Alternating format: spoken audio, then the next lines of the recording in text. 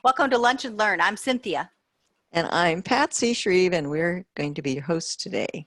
Yes, and today our topic is the reality of the spirit realm, or as we call it all the time, the reality of spiritual warfare. And we're sharing this in a series over the next few Lunch and Learns. This is the basis or the basics of what Patsy and I do when in ministry. This is what we've been called to. This is the opening statement of what we do. So this is a small taste of an introduction to our Freedom School. You're going to start seeing some posts about Freedom School. We're going to start inviting you all to join us in Freedom School. The class is going to run, we believe, about 12 weeks. It'll start on August 27th. Be once a week, a video class, and it will go through November 12th. Lots of things packed into that class. All right, let's get started. The reality of the spirit realm or spiritual warfare. People sometimes think of that as woo, woo, woo. Don't you think, Patsy? People get freaked out when you say that word. It's really hard when people say, what do you do? Well, I have a story about that. Well, we'll talk about later. It's a real fun story. I have a kind of a weird sense of humor. So humor me, that's my segue, and listen to our story of what we're going to talk about. If let's imagine, let's think about this.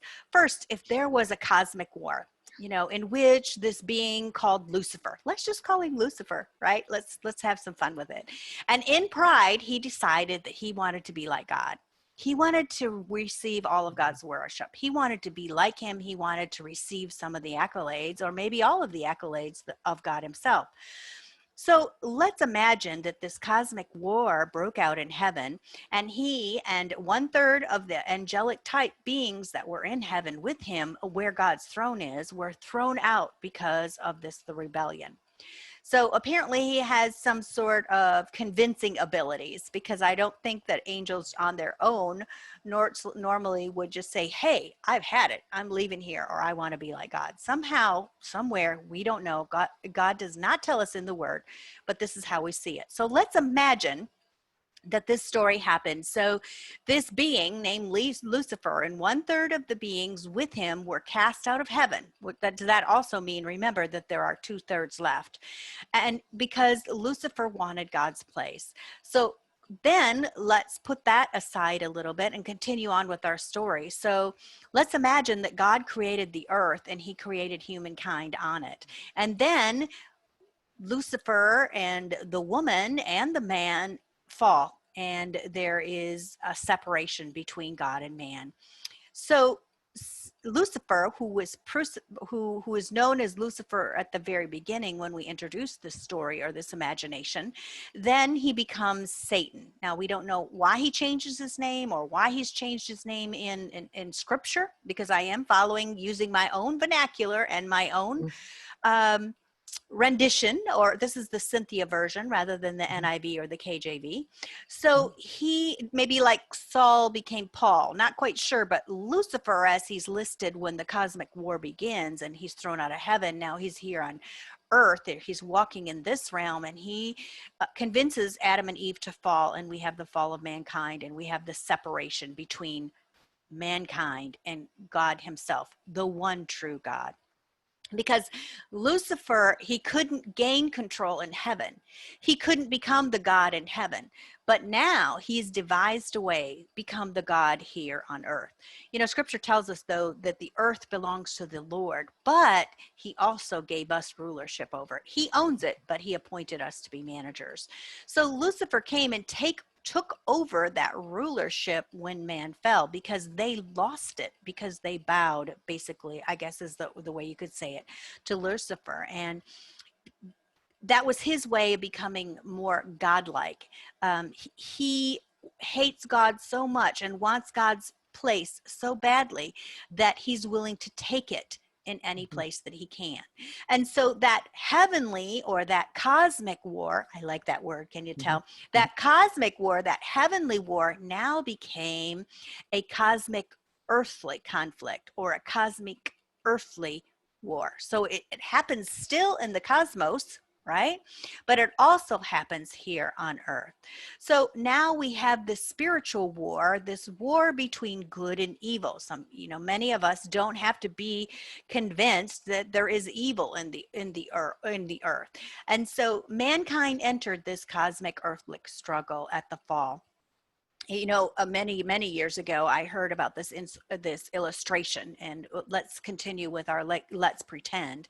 So what if, and I'm not making light of what happens, but it's almost as if God and Satan himself are playing chess, and we are the pieces, and they are trying to win who is God. Now don't go weird on me here thinking that I think that Satan has a chance against God. He doesn't. He's the one who's deceived, not God. Mhm. But if let's imagine that that's where we are because of, and we'll go into more deeper detail in our school, Freedom School, not because we're trying to do a switch and dive, hey, we're going to tell you this, but you have to do this, but because of time, we can't go into the deep parts of how this happens. But because of mankind and the way God set up earth, us with a choice and a will, God chooses to release what happens here to earth to men and mankind. So we have this chess game between the God of the ages, the one true God, our Father, and Satan, who is attempting to win strategy over this chess game.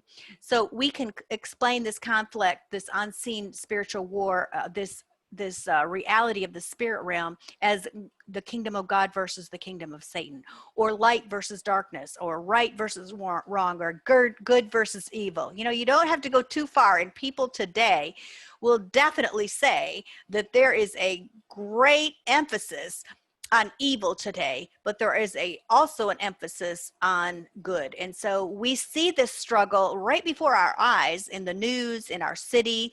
It's opening up. That which was unseen is now being manifested out physically. So there are a few equal and opposite errors in which people can fall into about the reality of this cosmic earthly spiritual war. Patsy, will you have anything to add, and would you like to take it from here? No, yeah. One of the first points that we're going to make is we're going to talk about disbelief Mm-hmm. or unbelief. Yeah. People just believe there is no such thing, no explanation for evil in our Western world, especially in our Western world. Yeah. We as Americans and others in the Western world tend to just ignore or just not believe that it's a reality, that the spiritual realm is a reality. They see the results, or they see the consequences, or they see what's happening, but they want to explain it away with psychology, or they want to explain it away with, oh, it's just a sickness or an illness, or it's just this, or it's just that, or it's just the way it is. But they don't want to accept the fact that it's an actual war between good and evil, or light and darkness. They don't want to accept that fact. We think that this cosmic spiritual stuff is like woo-woo or weird. Yeah, that only weird people and woo-woo people believe in that kind of stuff. And so I think that you have a story, Cynthia, I about do. how somebody thought about you. Yeah, I have kind of a dry sense of humor. We're from the north, and we can be a little bit sarcastic. And so, I was traveling. I think this was before I was married. It was several years ago, and I was heavily, really doing a lot of ministry in the area of deliverance.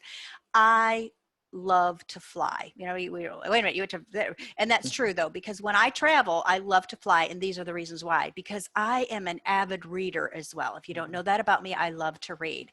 And so, just this last time I went to Michigan and Pennsylvania, I had 5 books with me as well as my Kindle.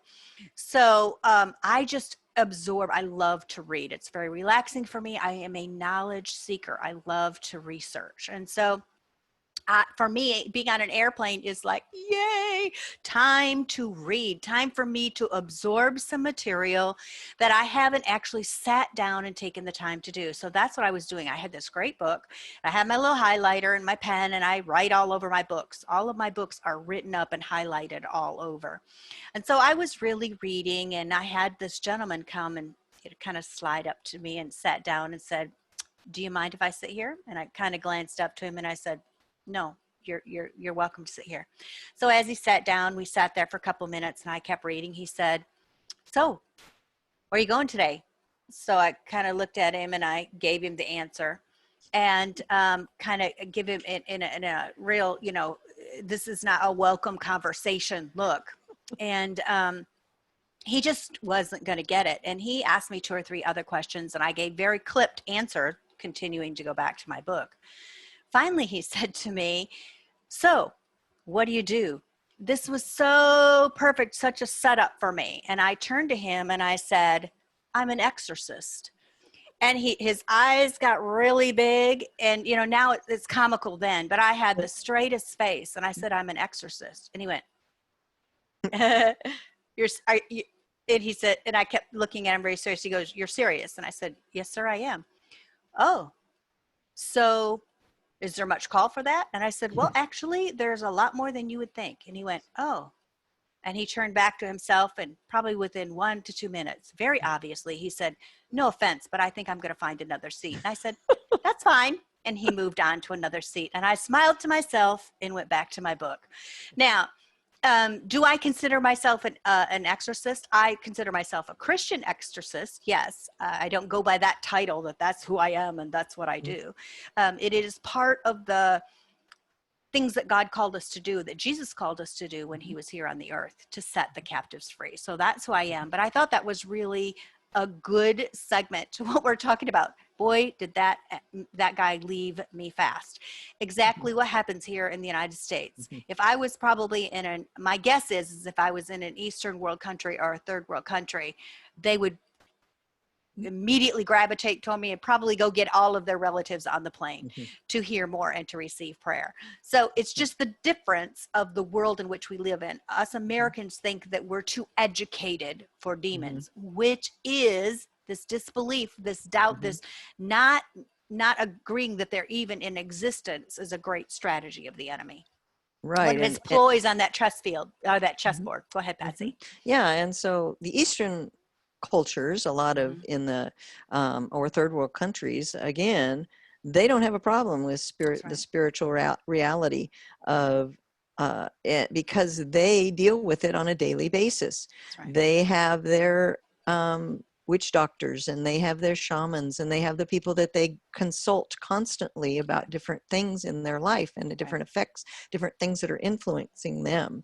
And so they have a much greater understanding of the spiritual realm. You don't have to try to convince them that there is evil, that there is spirits that are behind a lot of what goes on in our world. Until divine, like when divine physical healing occurs, they attribute it to either a spirit, negative or positive, one or the other. We don't have to convince them that there is the reality of the spiritual realm. Whereas there's here in the Western world, here in the Western world, it's like until that happens, until there is a miracle, then all of a sudden now there's a reality or something they see that's definitely evil or definitely demonic. Now there's a reality, and it will shake them up, and they will try to find an understanding and try to put it into their own thought process of what it is that's going on. And so then they might start seeking. Once that you've experienced it, or a close personal friend has experienced it, you can finally trust that, okay, maybe there is some truth to this, that this really does exist. We're living in an age where seeing is believing. So people want to see and want it to be proven in some way. They don't want to accept the fact that if it can't be proven, then it's not real. And so they will try to figure out some way to scientifically base it, or some other manner of doing that, until there is no more explanation other than it is spiritual. Exactly, Patsy. And what a great strategy of the enemy to hide in such a way that we think that we're too educated, or we're too sophisticated for all the demons left are in Africa. That's kind of a joke we've always said, but I think most people believe that that's true because we don't see the need Mhm. for divine healing because we have such a great medical community here in the Mhm. United States. We don't have the poverty of third world countries, and Mhm. we don't see the oppression so out in the open. Mhm. We don't see some of the atrocities, or I could say we have not up until this point seen a lot of the atrocities that other third world countries. But I think Right. it's being a little bit hard to deny what's going on in the world today because so much evil is so evident, and people, the scripture talks to us about evil being thought of as good. I mean, is Mhm. that what's happening today or what? And because people don't know what to do, they do nothing or they try to appease. And it's not Mhm. people, it's the spirits behind the people. We Right. have a bigger problem than people. Mhm. People. Yeah. We have a huge problem, and the church itself, now here's a scolding, the church itself has been sleeping, Yep. and we have allowed this on our watch. So don't let me get off on my little Yeah. step stool here. But anyhow, the things, moving on to point two, some people go the opposite direction and have an unhealthy interest or thoughts Mhm. of harnessing the power for themselves. Mhm. Patsy, you have a story that happened to you several years Mhm. ago. Can you tell us that story? And I have a couple stories myself. Mhm. Yeah, it was quite interesting. I was working with a woman who was a New Age person who was really into hypnosis and the spiritual healings and different things like that, where you base it on energy and release of energy and Yes. gathering of negative energy. And so I was curious because I was working with her, so I wanted to find out exactly what they believed and what was the deal, because I didn't have a real great understanding of the error in what they believed versus what I believed. Mm-hmm. And so I would just listen. I would ask her questions and then I would just listen. And so I asked her one time about, because she was talking about this faith healing that she was doing. And so I asked her, well, what does that involve? What is that? And she says, well, we have somebody come in and then we kind of run our hands over them to feel the energy and to feel the negative energy. And then we gather up all that negative energy and get it removed from their bodies. And I said, so what do you do with that negative energy once you, and or actually she said, or what you would call the demons, because she recognized where I was coming from. She says that negative energy, or what you would refer to as the demons, we gather that up and gather those all up. And I said, well, what do you do with it once you gather it up? And she says, well, we send it to the churches because we know that they will be able to deal with it. And I said, what? I said, you've got to be kidding me. I said, no, a lot of churches don't know what to do with it. Don't send it there. And so it was kind of eye-opening that maybe that's why a lot of our churches deal with a lot of things that we're not prepared to deal with.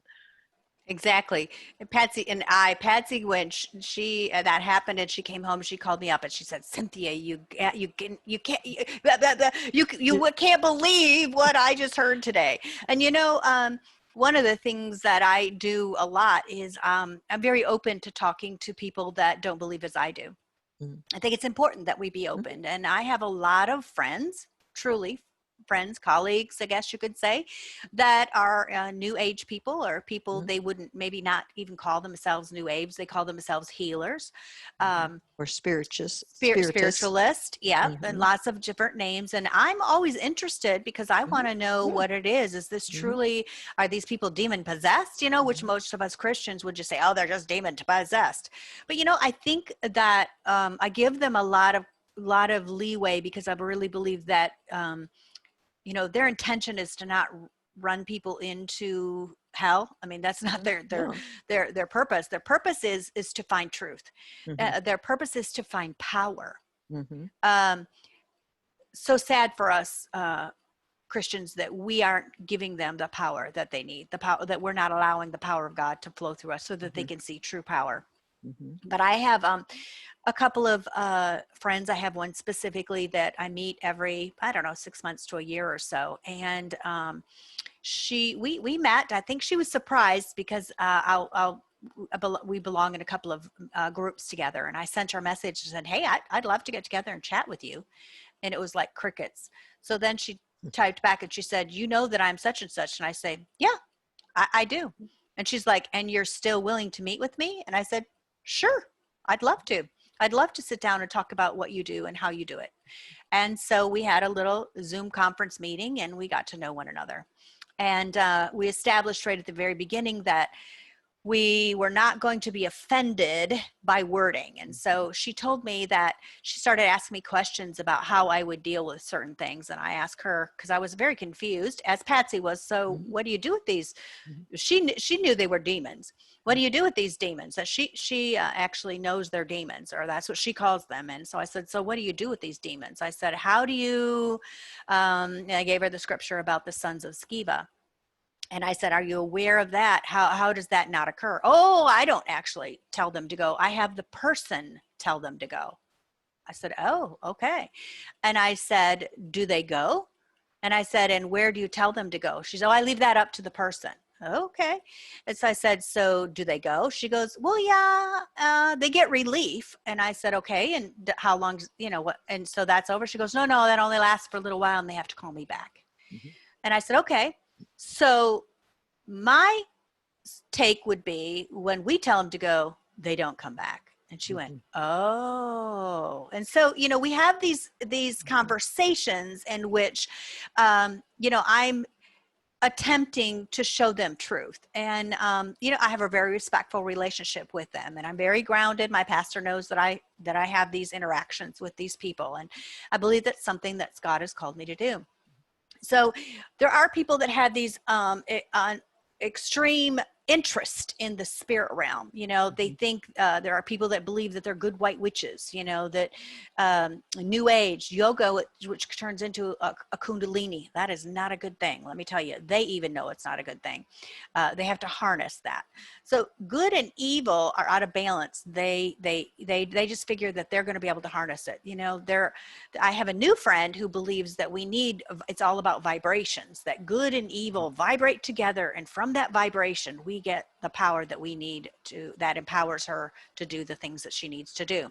So it's real interesting, some of the things that are out there, but I think it's sad when people think that they can harness the power of evil, or that I have another friend who has sympathy for the devil. If God is really a loving God, and this is her words, that God is truly a loving God, that he would not close the door on Satan, and someday he will turn and repent. That's her words, aren't repentance, but God will make a way for him because God is a loving God. So, the enemy will allow you to get off. If you're going to pursue spiritual things, they will be glad to give you some avenue in which to express your spirituality to fill that hole. And so, Patsy and I, as we wanted to share this with you today, we're actually kind of running out of time, and believe me, we have several more points, and we were concerned about this because there's so much involved in just the introduction, and we're doing a light job of an introduction of a freedom school that we're going to be going into greater, deeper detail. So we're going to actually make this into we wondered whether we were going to have to make this into a 2 or 3 part session. And Patsy, I think that's what we're going to have to do here, because we're coming down to about 3 or 4 minutes. But, I think it's important, Patsy, is there any stories or any kind of comments that you'd like to make about that interest in the spirit realm that's unhealthy? Well, it's also, there's an interest in the hypnosis too. And in that way of healing people, or that way of helping people get free. And this friend of mine that I worked with, again, she talked a little bit about that. And it was the same kind of thing with the what do you do with what's going on? And I said, so and it was very, very, very similar. She told me the process of what they do with their hypnosis, and it was very similar to the process that we go through with what we call inner healing. And I thought, well, this is quite interesting. And I'm thinking, well, what is the difference here between what we do and what they do? And so she said, so I said, well, do they get healed, or are they set free from these things, tormenting things from the, she goes, yeah. She says, for a while. And then I said, what do you mean? She says, oh, well, they come back, and then they have to come back to see us again. Mhm. And so there's where I thought was the key. And I said, well, when we minister to someone Exactly. and use inner healing, and we do the art, what we do, I said, they don't come back. They don't have to come back to us because Mhm. they're free. And she Mhm. goes, oh, well, that's interesting. Yeah. So that was one big difference that I found too with the different practices.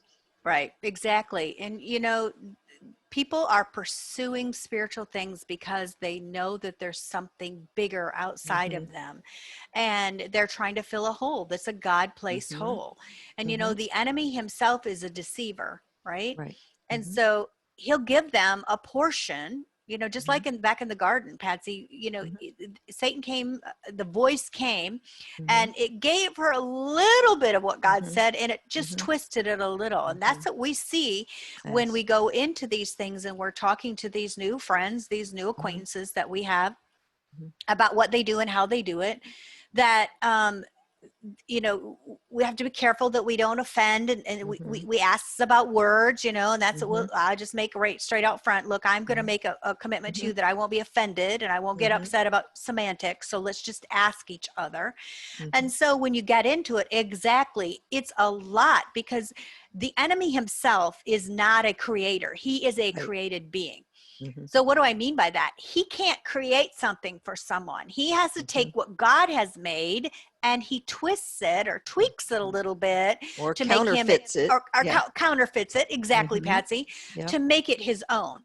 Mm-hmm. So it satisfies a need somewhat, or counterfeits that it's feeding a need in someone, and therefore feeds that place. So again, he's moved another chess piece on the Mm-hmm. chessboard, and his strategy is to keep us from really truly receiving the self, Mm-hmm. or receiving the truth.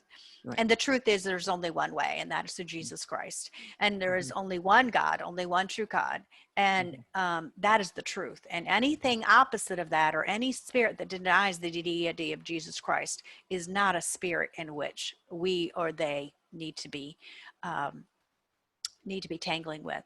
So Patsy, before we close out today, is there anything else that you'd like to add? I think we No, I think kind of we only got yeah. through 2 points, and we're just letting you all know that in Lunch and Learn today that we had 7. So we Mm-hmm. will be continuing on in our next series here at Lunch and Learn. So we're out of time.